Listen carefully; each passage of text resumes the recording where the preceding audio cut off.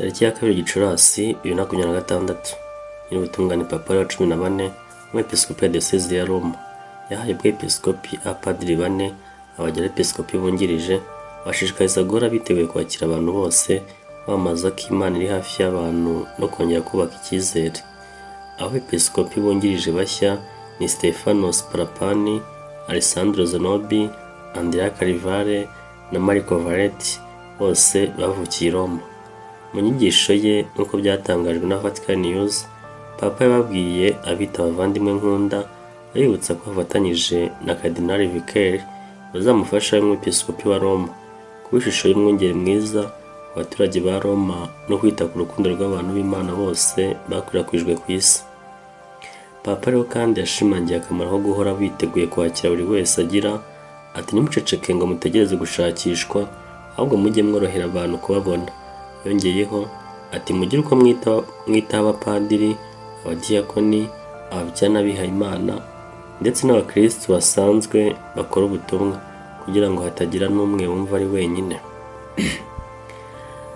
Ku 25 Gashyantare 2026 Nyirubutungane Papa yashyizeho abakurikira nk'episkopi bungirije ba Roma mu Butaliyani: Padiri Stefano Sparapani wari umupadiri wa paruwasi ya San Basilio akaba n'umuyobozi w'akarere k'amajyaruguru ya Roma ahawe intebe ya Bizenzio. Padiri Alessandro Zanobi wari umupadiri wa paruwasi ya Santa Lucia akaba n'umuyobozi w'akarere k'Iburengerazuba yahawe intebe ya Bicari.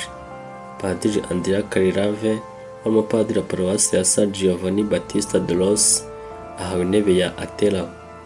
Padiri Marco Varetti umupadiri wa paruwasi ya Trasfigurazione di Nostro Signore Gesù Cristo yahawe intebe ya Alpi. Dore amateka magufi yabo. Musenyeri Stefano Sparapani yavukiye i Roma ku 24 Nyakanga 1956 aba padiri kwa 4 Ukwakira 1991.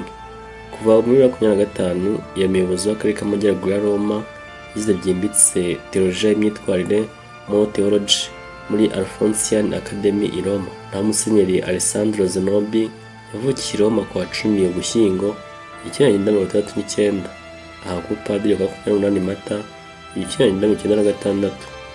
Kuva no 2025 umuyobozi w'akarere k'Iburengerazuba bwa Roma.